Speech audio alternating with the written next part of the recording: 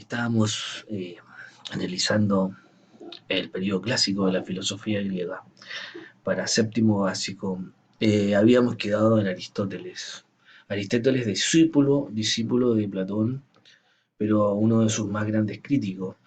Eh, Algunos datos importantes de Aristóteles. Aristóteles no era ateniense, nació en Estagira, por lo tanto era un extranjero, y eso lo ponía en una categoría inferior al resto de los discípulos de Platón. Eh, Aristóteles era hijo de un médico, y tal vez eso explica su fascinación por la naturaleza, además de sus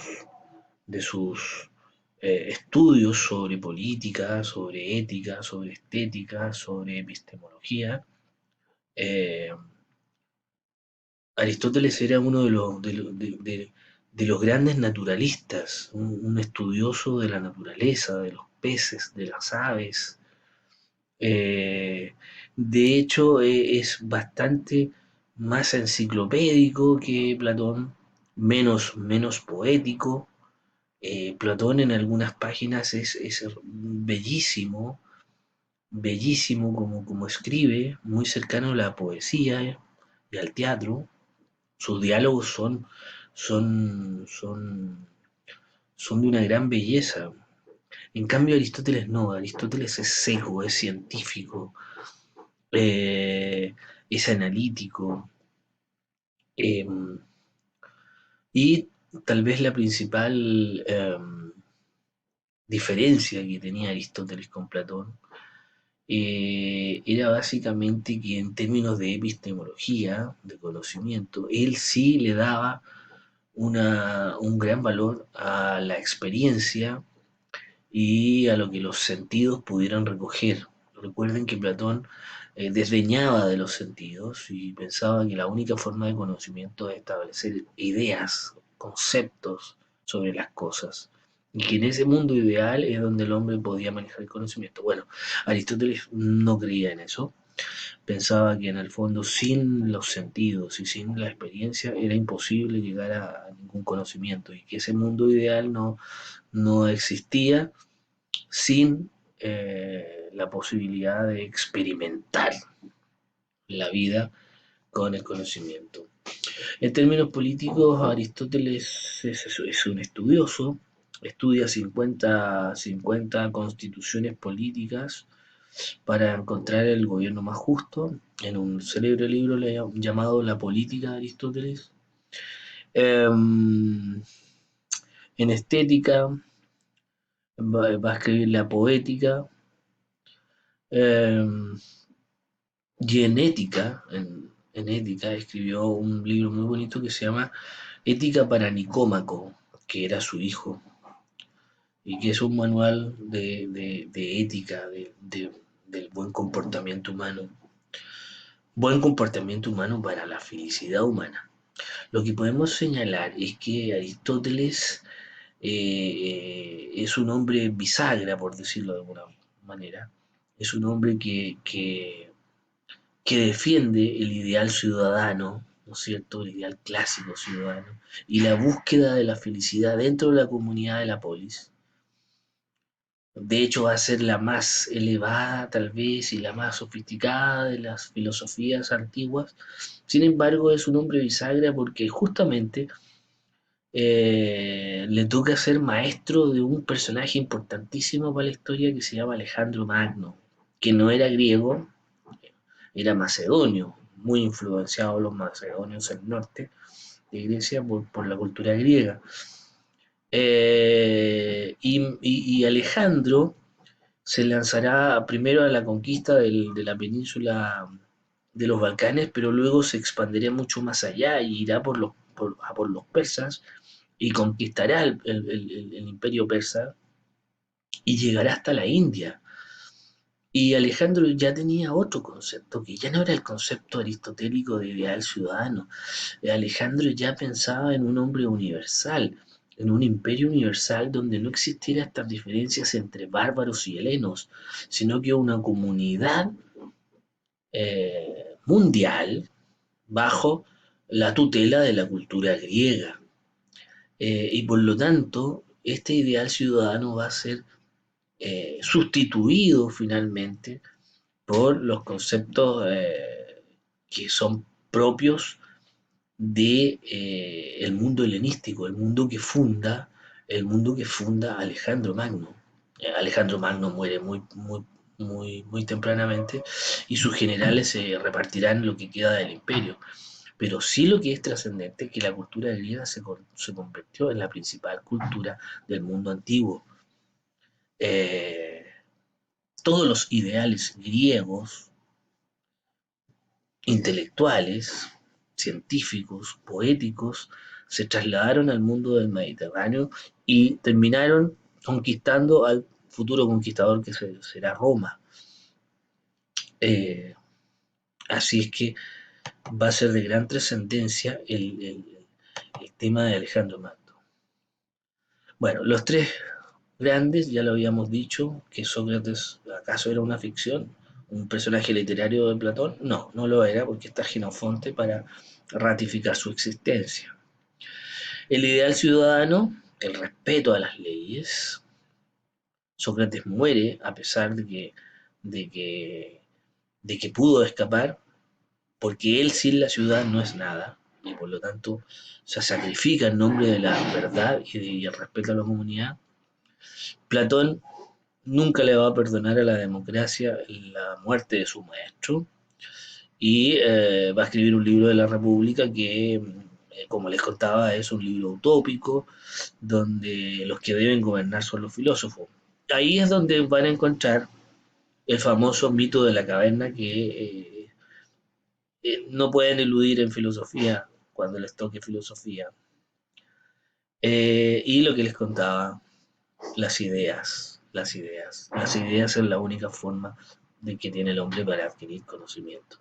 Y para resumir nuevamente, Aristóteles, discípulo de Platón, era más cercano a la ciencia eh, y al origen de la ciencia y intentaba establecer un conocimiento de carácter enciclopédico. Este mismo ideal se traspasará a la generación siguiente de filósofos. Y aquí vamos al periodo helenístico, que ya les decía yo que lo marcó Alejandro Magno y sus conquistas de Oriente. Llegó hasta la India, vuelvo a repetir, imagínense la hazaña. Y también está marcado las conquistas de Alejandro por el fin de la preeminencia política de esta organización que era la polis griega. Este periodo va del siglo III a.C. al cuarto después de Cristo, porque se convierte en la cultura oficial del Imperio Romano. Um, de hecho, el cristianismo es deudor, el cristianismo es deudor del pensamiento helenístico que buscaba una comunidad mundial, sin diferencias de ciudades ni culturas. Piénselo bien, el cristianismo arranca de la tradición judía, que la tradición judía es muy cerrada en sí misma.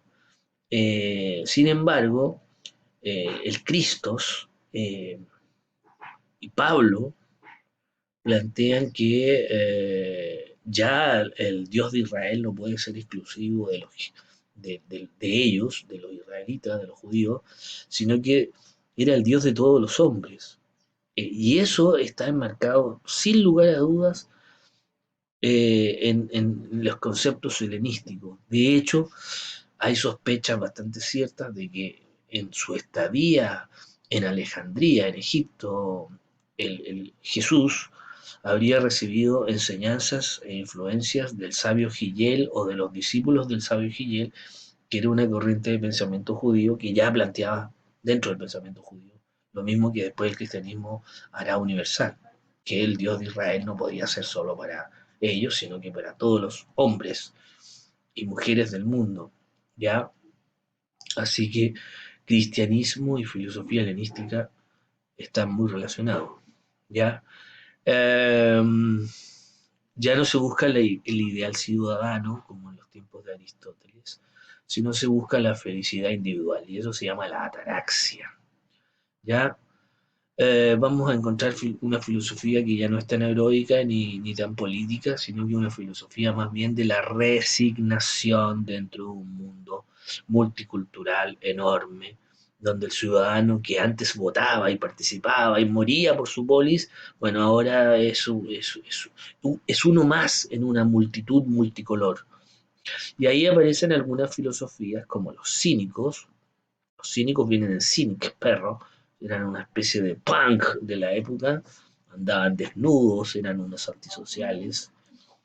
Estaban los epicúreos, que al principio era una corriente filosófica eh, bastante ascética, en el sentido en que lo que ellos aspiraban era a la sabiduría mediante la conversación con hermanos de escuela.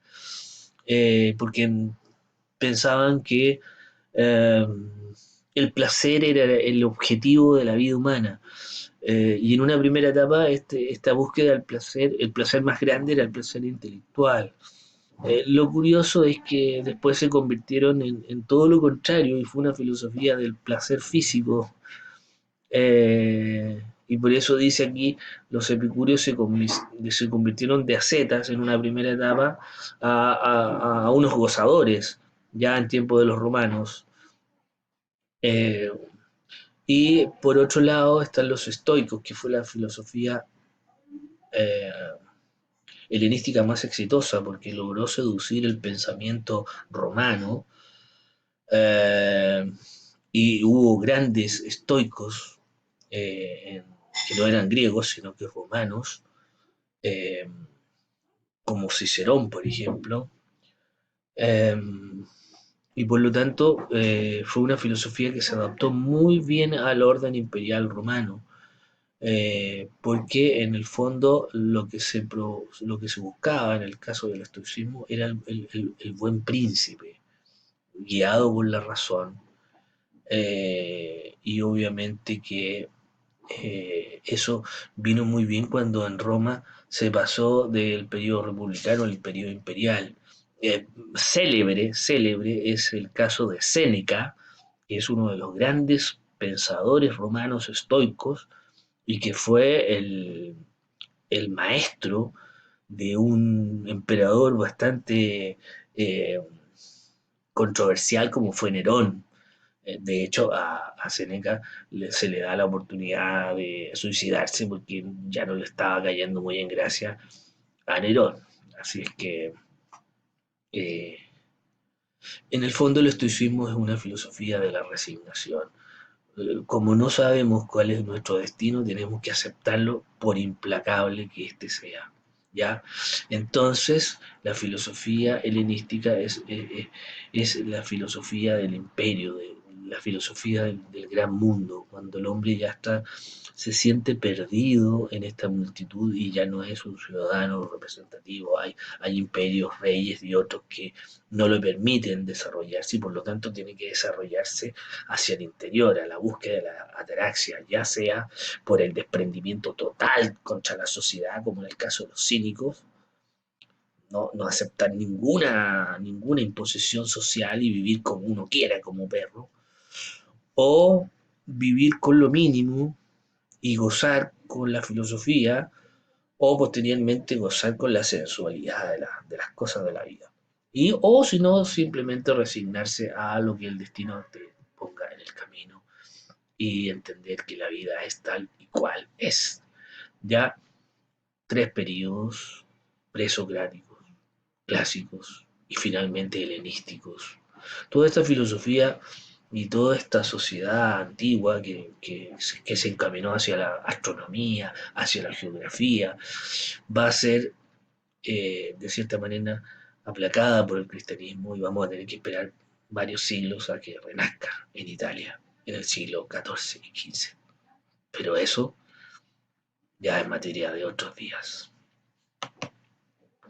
Que estén bien.